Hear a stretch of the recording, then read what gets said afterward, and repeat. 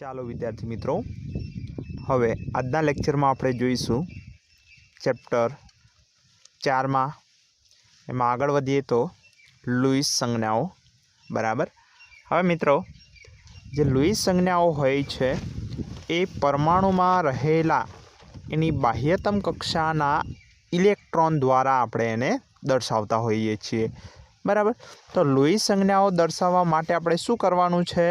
તો કે એની બાહ્યતમ કક્ષાના જેટલા ઇલેક્ટ્રોન છે એ આપણે એ પરમાણુના ઉપર આપણે એક બિંદુ સ્વરૂપે આપણે દર્શાવીશું, એટલે કે ડોટ સ્વરૂપે એને દર્શાવીશું. તો એ આપણી લુઈસ સંજ્ઞાઓ થશે અથવા તો લુઈસ બિંદુ રચના થઈ જાય. તો મિત્રો, ઘણા ઉદાહરણો તમને આપ્યા છે, જેમ કે અહીંયા મેગ્નેશિયમ છે. તો મેગ્નેશિયમની ઇલેક્ટ્રોનીય રચના એની લુઈસ બિંદુ રચના શું થાય? તો કે મેગ્નેશિયમમાં બાહ્યતમ કક્ષામાં 2 ઇલેક્ટ્રોન છે. બરાબર. એટલે 2 ઇલેક્ટ્રોન હોવાના કારણે એમાં આપણે 2 ડોટ સ્વરૂપે એને દર્શાવીશું. તો એ જ રીતે સોડિયમ છે, તો સોડિયમની બાહ્યતમ કક્ષામાં 1 જ ઇલેક્ટ્રોન છે. બરાબર. તો એ રીતે આપણે બોરોનમાં, તો કે બોરોનમાં 3 આવશે. નાઇટ્રોજનમાં બાહ્યતમ કક્ષાના 5 ઇલેક્ટ્રોન છે. બ્રોમિનમાં આપણે જોઈએ તો 7 ઇલેક્ટ્રોન હશે. બરાબર. તો એ રીતે જુદા જુદા પરમાણુઓમાં એના જે બાહ્યતમ કક્ષાના ઇલેક્ટ્રોન છે એને આપણે ડોટ અથવા તો બિંદુ સ્વરૂપે એ પરમાણુ ઉપર જે દર્શાવવાની જે રીત છે એને આપણે લુઈસ બિંદુ સંજ્ઞાઓ તરીકે આપણે ઓળખીશું. ત્યાર પછી મિત્રો જુઓ, તત્વોના પરમાણુ અને એના આયનોમાં લુઈસ સંજ્ઞાઓ આપણે કેવી રીતે દર્શાવી શકીએ. બરાબર. તો આપણે પહેલાં તો પરમાણુમાં તો ઓલરેડી જોઈ ગયા છે, પણ એના જે તત્વો એટલે કે એના જે આયનો છે એ આયનોમાં આપણે લુઈસ બિંદુ રચના કેવી રીતે દર્શાવવી. તો મિત્રો, અહીંયા તમને ઉદાહરણમાં સલ્ફર અને સલ્ફરનો ઋણ આયન છે, એટલે S-2. બરાબર. તો મિત્રો, અહીંયા આગળ તમે જોઈ શકો છો કે સલ્ફરમાં આપણે 6 ઇલેક્ટ્રોન બરાબર દર્શાવેલા છે, કારણ કે સલ્ફરની બાહ્યતમ કક્ષામાં 6 ઇલેક્ટ્રોન છે. બરાબર. પણ એનો જે S-2 આયન, સલ્ફરનો જે ઋણ આયન છે, એમાં તમે અહીંયા જોઈ શકો છો કે 2 ઇલેક્ટ્રોન મેં ક્રોસ વડે દર્શાવેલા છે. એ ઇલેક્ટ્રોન ક્રોસ વડે શા માટે દર્શાવ્યા છે? તો કે એનો જે ઋણ આયન બન્યો એટલે 2 ઇલેક્ટ્રોન એને શું કર્યા છે? તો કે કોઈક ધન આયન પાસેથી એ 2 ઇલેક્ટ્રોન મેળવેલા છે. બરાબર. એટલે જ્યારે કોઈ ધન આયન બન્યો હોય તો એ ધન આયનના જે મુક્ત થયેલા 2 ઇલેક્ટ્રોન હોય એ સલ્ફર મેળવતો હોય છે. બરાબર. એટલે એના જે 2 ઇલેક્ટ્રોન આપણે ક્રોસ વડે દર્શાવ્યા છે, એટલા માટે S-2ની ઇલેક્ટ્રોનીય રચના એ રીતે છે. બરાબર. ત્યાર પછી જોઈએ તો એલ્યુમિનિયમ અને એલ્યુમિનિયમ +3. બરાબર. તો મિત્રો, એલ્યુમિનિયમ જ્યારે હોય ત્યારે એલ્યુમિનિયમની બાહ્યતમ કક્ષામાં 3 ઇલેક્ટ્રોન છે. બરાબર. જે ઓલરેડી આ બધું જે છે બાહ્યતમ કક્ષાના ઇલેક્ટ્રોન અને એની ઇલેક્ટ્રોનીય રચના એ આપણે ચેપ્ટર 3માં શીખી ગયા છીએ. બરાબર. તો એલ્યુમિનિયમની બાહ્યતમ કક્ષાના 3 ઇલેક્ટ્રોન, એટલે એલ્યુમિનિયમ +3 જ્યારે આયન બને ત્યારે આ 3 ઇલેક્ટ્રોન એ મુક્ત થઈ જાય. એટલે એલ્યુમિનિયમ +3 જે છે એ આયન આ રીતે જ રહેશે. બરાબર. એટલે આ છે એલ્યુમિનિયમ +3 આયન. બરાબર. ત્યાર પછી આપણે જોઈએ મિત્રો તો કે હવે આગળ લુઈસ સંજ્ઞાઓનો ઉપયોગ કરી અને આપણે પરમાણુઓ વચ્ચે ઇલેક્ટ્રોનનો ફેરફાર જે થાય છે એ ફેરફાર દ્વારા ધનાયન અને ઋણાયનની રચનાઓ કેવી રીતે થાય, એટલે કે ધનાયન અને ઋણાયન કેવી રીતે બને છે એ વિશે આપણે સમજીશું. બરાબર. તો અહીંયા તમે જોઈ શકો છો કે પોટેશિયમ અને સલ્ફર છે. પોટેશિયમમાં તમે એની ઇલેક્ટ્રોનીય રચના છે આપણી પાસે આર્ગોન અને 4s1. બરાબર. હવે બાહ્યતમ કક્ષામાં કેટલા છે? અહીંયા તમે જુઓ 4s1 એટલે 1 જ ઇલેક્ટ્રોન છે. हवे आ इलेक्ट्रॉन ए शुं करे छे, पोटेशियम ए इलेक्ट्रोपोजिटिव धातु छे, आल्कली धातु छे, एटले पोते इलेक्ट्रॉन गुमावशे अने पोटेशियम प्लस आयन बनावशे। बराबर। हवे आ पोटेशियम प्लस आयन बनाव्यो छे एटले पोते आर्गोन जेवी स्थायी इलेक्ट्रॉनीय रचना धारण करी दीधी छे। बराबर। तो ए ज रीते अहींया सल्फर तमे जुओ, सल्फरनी बाह्यतम कक्षामां तमे जोई शको छो के नियोन पछी 3s2 3p4 एटले 6 इलेक्ट्रॉन छे। बाह्यतम कक्षामां 6 इलेक्ट्रॉन, पण ए पोते एनी पाछे कुल 16 इलेक्ट्रॉन छे एटले नजीकना जे निष्क्रिय वायु है एना जेवी इलेक्ट्रॉनीय रचना प्राप्त करवा माटे 2 इलेक्ट्रॉन ए पोते मेळवे छे। बराबर। एटले 2 इलेक्ट्रॉन पोते एक्सेप्ट करी अने शुं करशे, S-2 सल्फरनो ऋण आयन बनावशे। पण अहींया तमे जोई शको छो के एने सल्फरे 2 इलेक्ट्रॉन मेळव्या छे, ज्यारे पोटेशियमे केटला इलेक्ट्रॉन गुमाया छे, 1 ज। एटले आवा पोटेशियमना केटला परमाणुओ जोईए, 2 परमाणुओ जोईए। एटले 2 परमाणुओ पोते 1-1 इलेक्ट्रॉन गुमावे त्यारे सल्फर 2 इलेक्ट्रॉन मेळवी शके। बराबर। एटले 2 K+ आयन्स अने 1 S-2 आयन्स। बराबर। एटले 2 पोटेशियम आयन होय ए 2 इलेक्ट्रॉन गुमावशे 1-1 करीने अने ते 2 इलेक्ट्रॉन सल्फर मेळवशे अने पोते आखुं एक अष्टक पूरुं करी अने स्थायी रचना प्राप्त करे छे। बराबर। एटले ए पोते K2S प्रकारनुं एक संयोजन बनावी शके। बराबर। तो ए ज रीते मित्रों आपणे जोईए तो केल्शियम अने ऑक्सिजननी वच्चे छे। बराबर। तो केल्शियम में इलेक्ट्रॉनीय रचना है आर्गन 4s2। बराबर। एटले बाह्यतम कक्षाना इलेक्ट्रॉन केटला थया तो के 2। बराबर। एटले आ 2 इलेक्ट्रॉन ए आपणे लुईस बिंदु स्वरूपे दर्शावेला छे। हवे आ केल्शियम ए शुं करशे तो के नजीकना निष्क्रिय वायु जेवी रचना प्राप्त करवा माटे ए पोते 2 इलेक्ट्रॉन गुमावशे। बराबर। एटले 2 इलेक्ट्रॉन गुमाव्या एटले Ca+2 आयन बन्यो। बराबर। 2 इलेक्ट्रॉन गुमाव्या छे एटले +2 आयन बन्यो छे। तो हवे रह्यो ऑक्सिजन। तो ऑक्सिजन शुं करशे, इलेक्ट्रॉनीय रचना हीलियम 2s2 2p4 एटले बाह्यतम कक्षामां 6 इलेक्ट्रॉन छे एटले नजीकना निष्क्रिय वायु जेवी रचना प्राप्त करवा माटे 2 इलेक्ट्रॉन मेळवशे, कारण के ऑक्सिजन में कुल 8 इलेक्ट्रॉन है। आ हीलियमना 2 2 4 ने 4 8 एटले 2 इलेक्ट्रॉन मेळवी अने नियन जेवी रचना प्राप्त करी शके। एटले आ ऑक्सिजन शुं करशे तो के Ca+2 आयन से गुमावेला जे इलेक्ट्रॉन है ए पोते मेळवी अने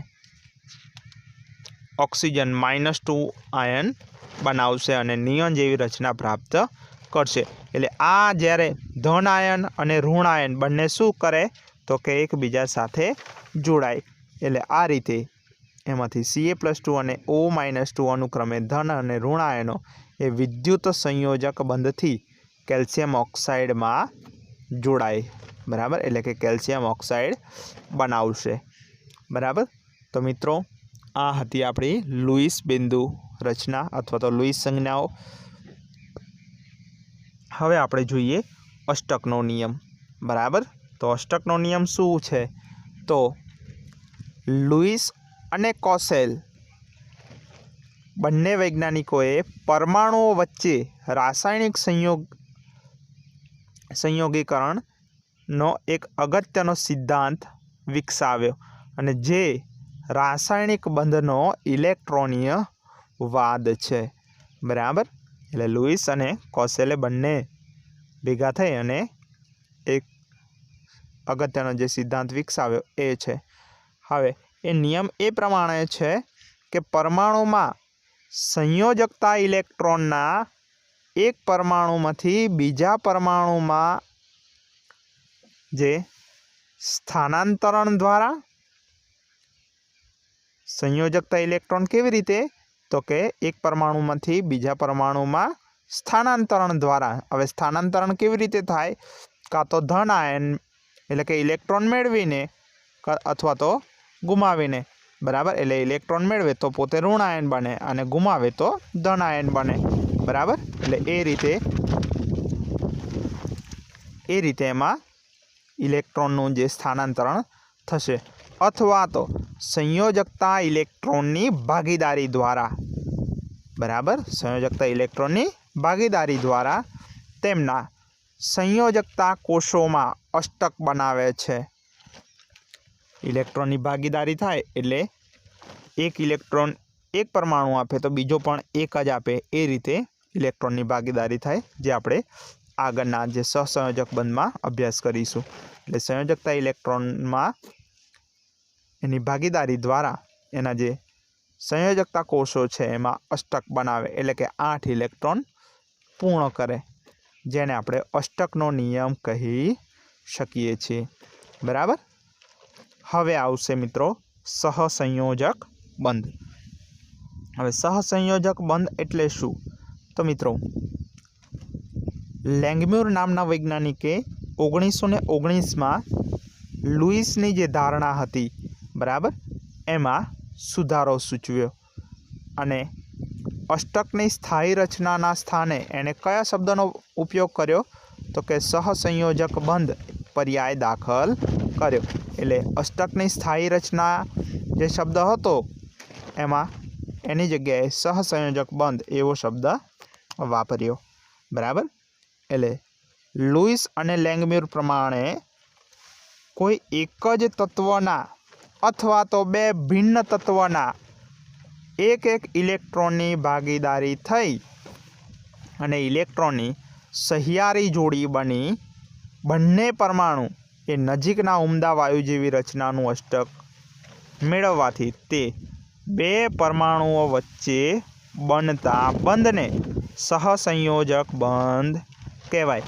એટલે આપણે ટૂંકમાં એવું કહી શકાય કે બે પરમાણુઓ વચ્ચે ઇલેક્ટ્રોનની સહિયારી ભાગીદારી દ્વારા રચાતો જે બંધ છે, બરાબર, ઇલેક્ટ્રોનની સહિયારી ભાગીદારી દ્વારા રચાતો બંધ, જેને આપણે સહસંયોજક બંધ તરીકે ઓળખી શકીએ, બરાબર.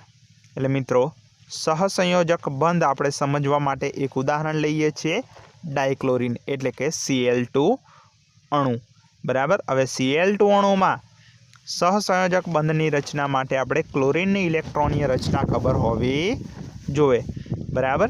એટલે ક્લોરીન જે છે એની જે ઇલેક્ટ્રોનીય રચના આ પ્રમાણે છે, તો કે નિયોન 3s2 3p5. એટલે અહીંયા ક્લોરીનની જે બાહ્યતમ કક્ષામાં કેટલા ઇલેક્ટ્રોન છે? તો કે 2 ને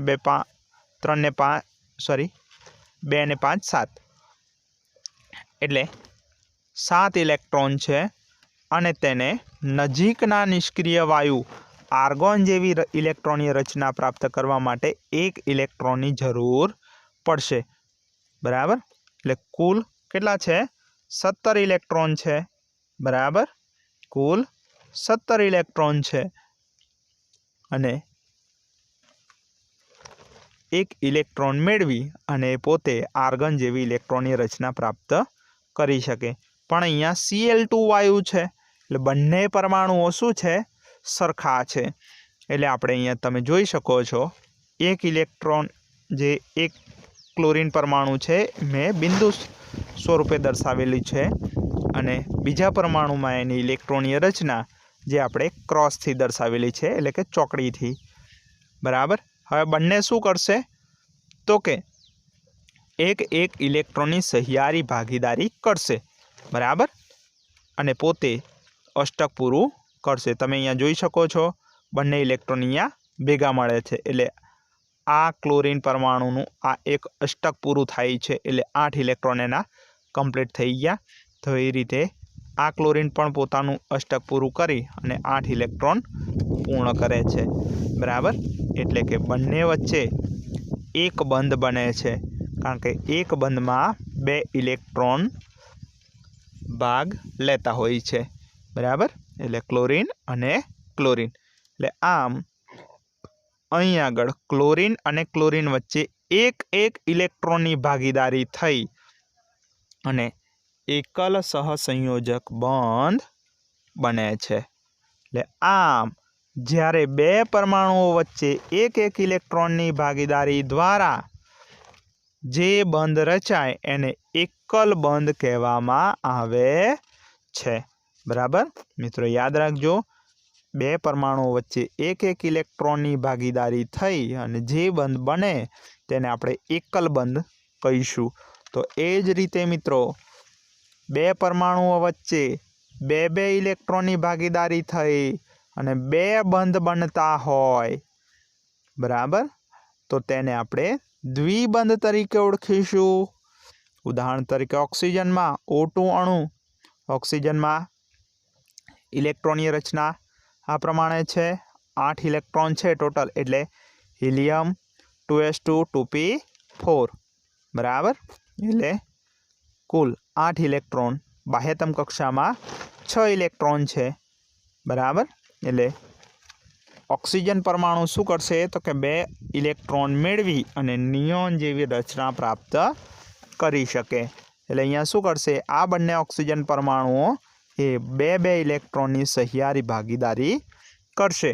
એટલે અહીંયા બંને ઓક્સિજન પરમાણુ બે ઇલેક્ટ્રોનની સહિયારી ભાગીદારી કરે અને એના દ્વારા એ પોતાનું અષ્ટક પૂર્ણ કરી શકે છે। એટલે અહીંયા બે બે ઇલેક્ટ્રોનની ભાગીદારી થઈ એટલે આ રીતે અહીંયા ડબલ બંધ બનશે, બરાબર, એટલે કે દ્વિબંધ બનશે। તો એ જ રીતે બે પરમાણુઓ વચ્ચે 3 ઇલેક્ટ્રોનની ભાગીદારી દ્વારા જે બંધ બનતો હોય તો એને આપણે ત્રિબંધ કહી શકીએ। ઉદાહરણ તરીકે N2 વાયુમાં તો નાઇટ્રોજન અને નાઇટ્રોજન વચ્ચે ટ્રિપલ બંધ બને, બરાબર। નાઇટ્રોજનની બાહ્યતમ કક્ષામાં 5 ઇલેક્ટ્રોન છે, તો બંને ભેગા મળી અને અષ્ટક પૂરું કરશે। એટલે નાઇટ્રોજન અને નાઇટ્રોજનની વચ્ચે ટ્રિપલ બંધ બનશે, બરાબર।